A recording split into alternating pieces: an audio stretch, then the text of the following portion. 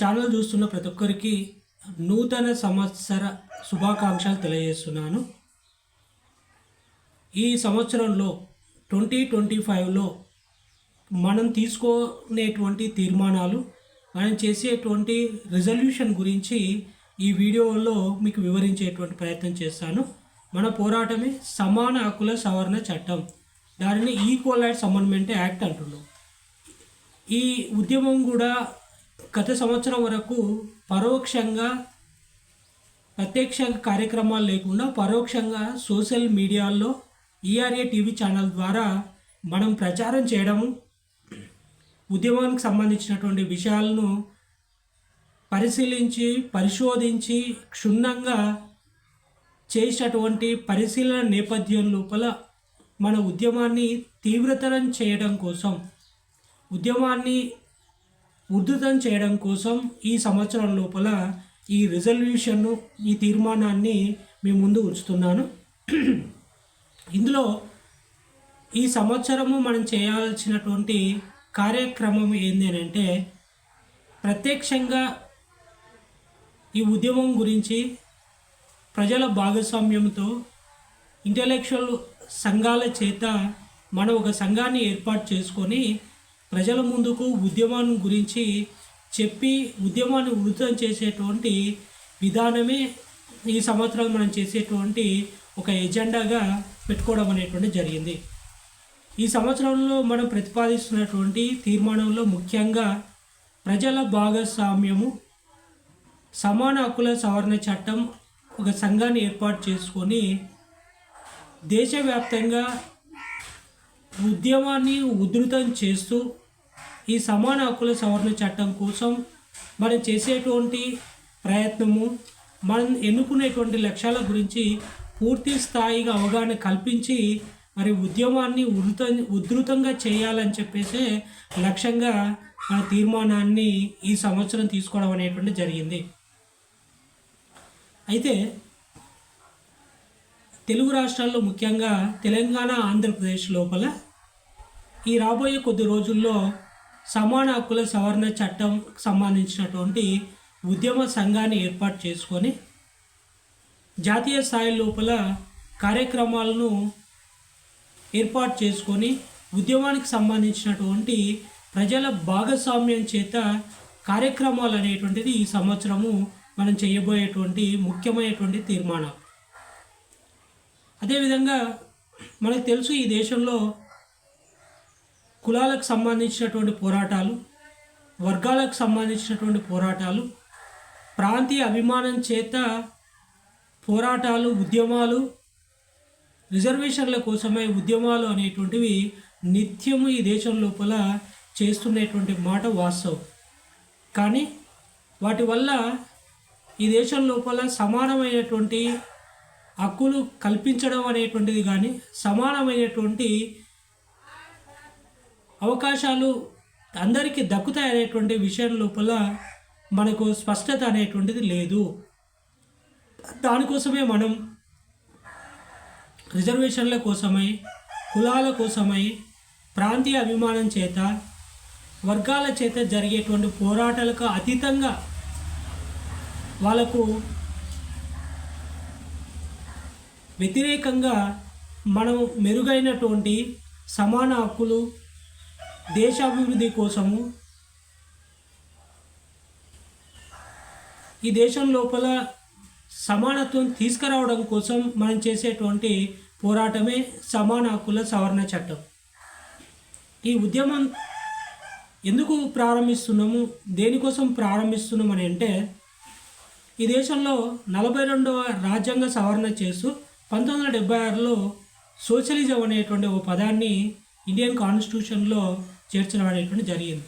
కానీ సోషలిజానికి సంబంధించినటువంటి విషయాలను కానీ, సోషలిజానికి సంబంధించినటువంటి ప్రిన్సిపల్స్ని ఎట్లా ప్రజలకి హక్కులను సమానంగా కల్పించాలనే విషయంలో మరి ప్రభుత్వాలకు కానీ, రాజకీయ నాయకులకు కానీ, జాతీయ నాయకులకు కానీ, మేధావులకు కానీ ఈ దేశం లోపల చిత్తశుద్ధి లేదు.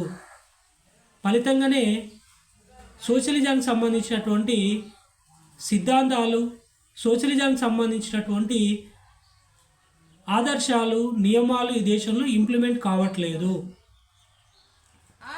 అయితే మనం చేసేటువంటి పోరాటంలో భాగంగా ఈ సోషలిజానికి అధిక ప్రాధాన్యత ఇస్తూ ఈ దేశానికి దిక్సూచి అభివృద్ధి చెందుటకు ఒక సోషలిజం యొక్క నియమాలే తప్ప మరోటి కాదు అని గుర్తించి మన పరిశోధనలో అనుగుణంగా మనం చేసినటువంటి ఆచరణాత్మకమైనటువంటి ఒప్పందాలు తీర్మానమే ఈ ఉద్యమం. దానికోసమే మనం ఏం చేస్తున్నామంటే ఇందులో దాదాపు ఒక 10 లక్ష్యాలను ఏర్పాటు చేసుకున్నాం. ఈ 10 లక్ష్యాలు కూడా ఇప్పుడున్నటువంటి భారత రాజ్యాంగాన్ని సవరించి ఈ 10 లక్ష్యాలకు అనుగుణంగా కొత్త ఆర్టికల్స్ను ప్రపోజల్ చేసే ఒక చట్టాన్నే మనం కోరుకుంటున్నాం. దాన్నే ఈక్వల్ రైట్స్ అమెండ్మెంట్ యాక్ట్, సమాన హక్కుల సవరణ చట్టం. ఇందులో మనం ప్రతిపాదించినటువంటి ముఖ్యమైనటువంటి లక్ష్యాల్లో మొదటిది కుల వ్యవస్థ నిర్మూలన. ఈ దేశంలో ఉన్న కుల వ్యవస్థను నిర్మూలించాలని చెప్పేసి మొదటి లక్ష్యాన్ని మనం పెట్టుకోవడం అనేటువంటిది జరిగింది. అంటే ఈ దేశంలో క్యాస్ట్లెస్ సొసైటీ కావాలి అని చెప్పేసి కులరహిత సమాజాన్ని నిర్మించాలనేటువంటి ఉద్దేశం చేతనే మనం మొదటి లక్ష్యాన్ని పెట్టుకోవడం అనేటువంటి జరిగింది. అదేవిధంగా దేశంలో విభిన్న విద్యా బోధన భాషగా ఉంది. విద్య అనేటువంటిది విభిన్న భాషల్లో బోధన భాషగా నేర్చుకోవడం వల్ల సమానమైనటువంటి అవకాశాలు, సమానమైనటువంటి విద్య అందరికీ అందట్లేదు అనేటువంటిది మనం గుర్తించి సమానమైనటువంటి విద్యను అందరికీ అందించాలి అనేటువంటిది రాజ్యాంగం ఒక హక్కుగా కల్పించి అందరికీ ఒకే భాష లోపల ఒకే బోధన భాష లోపల దేశవ్యాప్తంగా విద్యను అందించాలనేటువంటి లక్ష్యంగా ఒకే భాష ఒకే దేశం అనేటువంటి నినాదం చేత విద్యా వ్యవస్థను ప్రక్షాళన చేయాలని చెప్పేసి మనం రెండో లక్ష్యాన్ని ఏర్పాటు చేసుకోవడం అనేటువంటిది జరిగింది. అదేవిధంగా సివిల్ రిజిస్ట్రేషన్ ఈ దేశంలో సక్రమంగా లేదు. జననాలు మరణాలకు సంబంధించినటువంటి రిజిస్ట్రేషన్ చేస్తున్నారు, కానీ దాని మీద పర్యవేక్షణ లేదు. పూర్తి స్థాయిలో మరి ఎంతమంది జన్మిస్తున్నారు, ఎంతమంది మరణిస్తున్నారు అనేటువంటి లెక్కలు కూడా ఆ రిజిస్ట్రేషన్ అనేటువంటిది ఈ దేశం లోపల సక్రమంగా అమలు కావట్లేదు. మరణాలకు సంబంధించినటువంటి కారణాలను కూడా తెలుసుకోవట్లేదు, చెప్పట్లేదు, పొందుపరచట్లేదు. దాన్ని గుర్తించి ముఖ్యంగా ఈ దేశం లోపల వివాహాలకు సంబంధించిన రిజిస్ట్రేషను, విడాకులకు సంబంధించిన, వారసత్వానికి సంబంధించినటువంటివి మరి రిజిస్ట్రేషను చట్టపరంగా ఉండేటువంటి సమస్యలను పరిష్కరించడానికి మరి సివిల్ రిజిస్ట్రేషన్ అనేటువంటి సక్రమంగా ఉపయోగపడట్లేదు. దాన్ని గుర్తించే మనం జనన, మరణ, వివాహ, విడాకులు, వారసత్వానికి సంబంధించినటువంటి రిజిస్ట్రేషన్ ఈ దేశం లోపల తప్పనిసరిగా చేయాలి అని చెప్పేసి అది చట్టపూర్వకంగా రాజ్యాంగబద్ధంగా ఒక హక్కుగా ఉండాలి. ప్రతి ఒక్కరికి పుట్టినప్పుడు, వివాహం చేసుకున్నప్పుడు, చనిపోయినప్పుడు, విడాకులు తీసుకున్నప్పుడు ఖచ్చితంగా దానికి సంబంధించినటువంటి కారణాలను విశ్లేషించి పొందుపరిచి వాళ్ళకి మరి ఒక పత్రాన్ని, ఒక సర్టిఫికెట్ను ఇష్యూ చేయాలనేటువంటి లక్ష్యంగానే సివిల్ రిజిస్ట్రేషన్లో భాగంగా మనం ఈ మూడో లక్ష్యాన్ని ఎంచుకోవడం అనేటువంటి జరిగింది. అదేవిధంగా ఈ దేశం లోపల స్త్రీలకు పురుషులతో సమానమైనటువంటి అవకాశాలు లేవు. ఆ పురుషులతోట స్త్రీలకు సమానమైనటువంటి 50% హక్కులను కల్పించాలనేటువంటి ఉద్దేశం చేతనే ఇంతవరకు కూడా మహిళా రిజర్వేషన్ బిల్లు అమలు అవ్వట్లేదు. మహిళా రిజర్వేషన్ బిల్లు లోక్సభలో ఆమోదించినప్పటికీ రాజ్యాంగబద్ధంగా దానికి హక్కులను కల్పించట్లేదు. రాజకీయ రిజర్వేషన్ ఇవ్వట్లేదు మహిళలకి. విద్యా ఉద్యోగాల్లో 33.3% మాత్రమే రిజర్వేషన్ ఉంది, కానీ 50% రిజర్వేషన్ లేదు. ఈ మహిళా బిల్లును మనము 50% రిజర్వేషన్తో విద్యా, ఉద్యోగ, రాజకీయ రిజర్వేషన్ కల్పించాలనేటువంటి లక్ష్యం చేతనే ఈ మహిళా రిజర్వేషన్ బిల్లును మనం లక్ష్యంగా పెట్టుకోవడం అనేటువంటి జరిగింది. అదేవిధంగా దేశంలో ఆర్థిక అసమానతలు చాలా ఎక్కువగా ఉన్నాయి. ఈ ఆర్థిక అసమానతలను నిర్మూలించుటకు రాజ్యాంగబద్ధంగానే ఒక హక్కు ప్రతి ఒక్కరికి కల్పించాలి. ఈ ఎకనామికల్ ఇన్ఈక్వాలిటీస్ మీద పోరాటం చేయడమే కాకుండా అందరికీ సమానమైనటువంటి ఆర్థిక అవకాశాలను మెరుగుపరిచి కల్పించేటువంటి బాధ్యత ప్రభుత్వాన్ని. కాబట్టి అది ఒక రాజ్యాంగంలో ఒక హక్కుగా కల్పించాలని చెప్పేసి మనం డిమాండ్ చేస్తున్నాం. అదేవిధంగా సామాజిక అసమానతలను నిర్మూలించాలని చెప్పేసి సామాజిక వెలిని నిర్మూలించాలి పూర్తి స్థాయిలో. ఈ సమాజంలో ఉండేటువంటి ఈ సామాజిక సాంఘిక అసమానతలను నిర్మూలించాలి అనేటువంటి లక్ష్యం చేతనే మనం ఈ సోషల్ ఇన్ఈక్వాలిటీస్ సామాజిక అసమానతలను నిర్మూలించేటువంటి లక్ష్యంగా భారత రాజ్యాంగంలో ఉండాలి అని చెప్పేసి రాజ్యాంగాన్ని ఆ విధంగా సవరించాలని చెప్పేసి మనం సూచిస్తున్నాం. అయితే ఈ దేశంలో కులాల వర్గంగా ఇచ్చేటువంటి రిజర్వేషన్స్ ఈ దేశ ఆర్థిక అభివృద్ధికి, ఈ దేశంలో ఉన్నటువంటి పేదలకు అందరికీ సమానమైన అవకాశాలు కల్పించదు అని చెప్పేసి పరిశోధన చేసి పరిశీలించి మనము పేదలకు మాత్రమే ఈ దేశం లోపల రిజర్వేషన్ వ్యవస్థను ఇవ్వాలి అని చెప్పేసి మనం డిమాండ్ చేస్తున్నాం.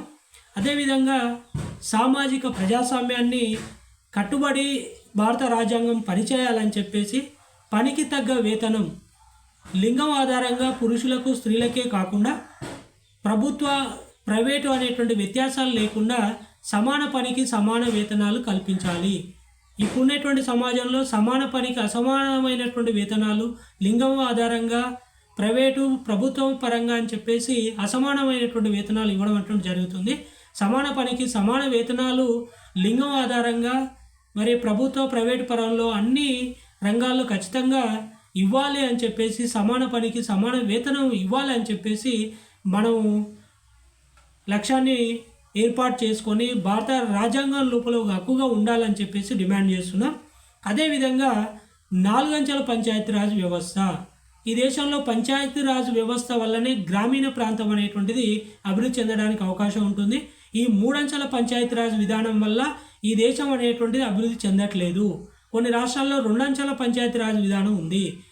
కాబట్టి ఈ 2 అంచెల 3 అంచెల పంచాయతీరాజ్ విధానం వల్ల ఈ దేశంలో అమలవుతున్నటువంటి గ్రామీణ అభివృద్ధి కార్యక్రమాలు కానీ అమలవుతున్నటువంటి రాష్ట్ర స్థాయికి సంబంధించినటువంటి పనులు కానీ పూర్తి స్థాయిలో గ్రామాల అభివృద్ధికి పని చేయట్లేదు, ఉపయోగపడట్లేదు. దాన్ని గుర్తించే మనం ఏం చేస్తున్నాం, ఈ దేశం లోపల గ్రామ పంచాయతీ, తాలూకా, మండల పరిషత్తు, తాలూకా వ్యవస్థ, జిల్లా వ్యవస్థ అని చెప్పేసి ఈ పంచాయతీరాజ్ వ్యవస్థను జిల్లా స్థాయి, మండల స్థాయి, తాలూకా స్థాయి, గ్రామ స్థాయిగా పంచాయతీ రాజ్ వ్యవస్థను రూపొందించి అమలు చేయాలి. దాన్ని మనం 4 అంచెల పంచాయతీరాజ్ విధానం అంటున్నాం. ఈ 4 అంచెల పంచాయతీరాజ్ విధానం ద్వారా ప్రభుత్వం అనేటువంటిది మహాత్మా గాంధీ చెప్పినట్టు గ్రామ స్వరాజ్య అభివృద్ధి కోసం, గ్రామ సర్వతోముఖాభివృద్ధి కోసం పాటుపడడం కోసం ఈ 4 అంచెల పంచాయతీరాజ్ వ్యవస్థను మనం లక్ష్యంగా పెట్టుకోవడం అనేటువంటి జరిగింది. ఇది మనం అనుకునేటువంటి లక్ష్యాలను ఈ సంవత్సరము పరోక్షంగా కాకుండా ప్రత్యక్షంగా ప్రజల దగ్గరికి పోయి మనం అనుకునేటువంటి లక్ష్యాలు, మనం చేసేటువంటి ఉద్యమం గురించి, భారత రాజ్యాంగాన్ని ఏ విధంగా సవరించాలి, మనం కొత్త చట్టం కోసం డిమాండ్ చేస్తున్నాం. ఈ చట్టం పరంగా వాళ్ళకి ఎలాంటి న్యాయం జరుగుతుంది, వాళ్ళకి ఎలాంటి రాజ్యాంగబద్ధంగా హక్కులు వస్తున్నాయి అనేటువంటి విషయాలను ప్రత్యక్షంగా ఉద్యమం చేయడం కోసం మనం ఈ సంవత్సరము ఈ రిజల్యూషన్ను ఏర్పాటు చేసుకొని తీర్మానాన్ని మనం ప్రవేశపెట్టడం అనేటువంటి జరుగుతుంది. కాబట్టి ఖచ్చితంగా ఈ సంవత్సరం లోపల ఒక కమిటీ ఆధ్వర్యం లోపల సమాన హక్కుల సవరణ చట్టం అనేటువంటి ఒక పోరాటము, మనకు సమానమైనటువంటి హక్కుల కోసం పోరాటం చేయడం అనేటువంటిది లక్ష్యంగా పెట్టుకోవడం అనేటువంటిది జరిగింది. అయితే ఈ లక్ష్యాన్ని నెరవేర్చడం కోసం మనం అనుకునేటువంటి లక్ష్యాలను ఎవరైతే ఇష్టపడుతారో, ఈ మనం అనుకునేటువంటి ఉద్యమానికి ఎవరైతే సపోర్ట్ చేస్తారో వాళ్ళందరూ కూడా మనతో భాగస్వామ్యమై మనం చేసేటువంటి ఉద్యమం లోపల పాలు పంచుకోవడానికి అవకాశం ఉంది. దానికోసమే మనం ఒక వెబ్సైట్ను కూడా రూపొందిస్తున్నాం. అదేవిధంగా ఒక సంఘాన్ని పెట్టుకొని జాతీయ స్థాయిలో తెలుగు రాష్ట్రాల లోపల ఈ సంవత్సరం 2025 ఈ సంవత్సరం లోపల రాబోయే కాలం లోపల ప్రత్యక్షంగా మనం ఉద్యమం చేయడానికి నడుము బిగించినాం. దీనికి అందరూ కూడా మనం చేసేటువంటి ఈ సమాన హక్కుల సవరణ చట్టం పోరాటానికి ప్రతి ఒక్కరు కూడా మద్దతు తెలుపుతారని ఆశిస్తూ, మరి మనం చేసినటువంటి ఈ తీర్మానాన్ని ప్రతి ఒక్కరు కూడా ఆమోదిస్తారని చెప్పేసి, నా వీడియోను గమనిస్తున్నటువంటి ప్రతి ఒక్కరు కూడా నేను ఈ సంవత్సరం తీసుకునేటువంటి ఈ తీర్మానాన్ని తప్పకుండా ఆమోదిస్తారని ఆశిస్తూ ముగిస్తున్నాను.